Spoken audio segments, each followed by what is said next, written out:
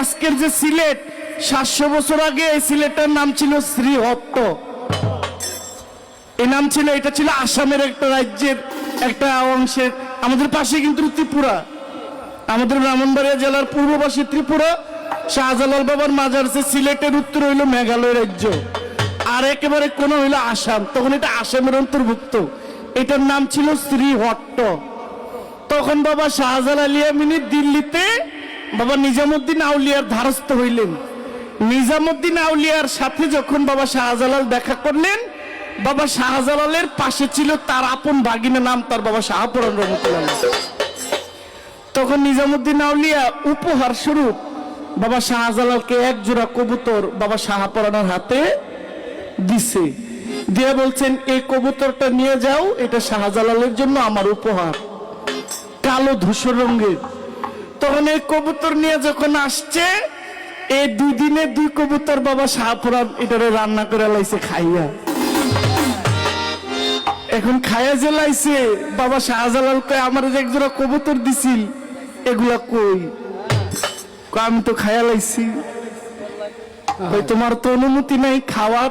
বাবা শাহজালাল যে চেয়েছে, এই তোমারে এগুলা খাওয়ার জন্য দিছে? আমারে বাবা নিজামুদ্দিন আউলিয়া উপহার দিছে, এটা তুমি খাইলা কেন? একটু গরম দেখাইছে তো, সম্পর্কে তো মামা আর ভাগিনা।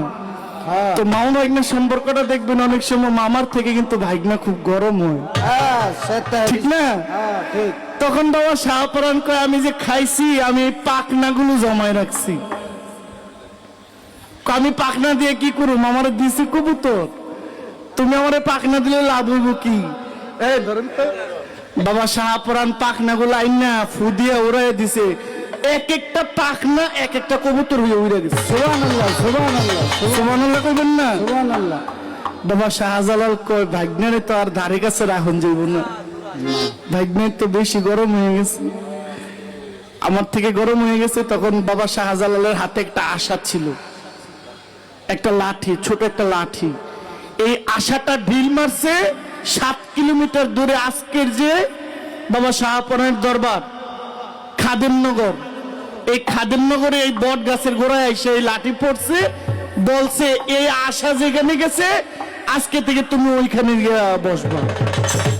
বাবা শাহজালাল শাহপরানকে দিয়ে দিল। বাবা শাহজালালের মাজার থেকে প্রায় 7 কিলোমিটার দূরে খাদেমনগর, আজকের শাহপরানের দরবার।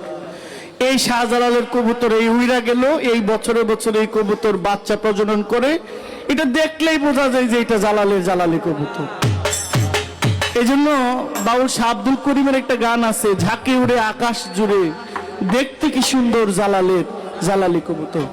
সিলেট শাহজালাল বিজ্ঞান প্রযুক্তি বিশ্ববিদ্যালয়ে এটার নিয়ে গবেষণা করে দেখছি যে অন্যান্য কবুতর যেই রকম বাবা শাহজালালের কবুতর ব্যতিক্রম, নারী কবুতর এবং পুরুষ কবুতর এই দুজনের মধ্যে যে কেমিস্ট্রি, যে লাভ, যে ভালোবাসার বন্ধন অন্য সাধারণ কবুতরের মধ্যে আর পাওয়া যায় না। এই জন্য এই কবুতরটা কেউ জবাই করে খায়ও না, ইভেন গজার মাছও কেউ খায় না।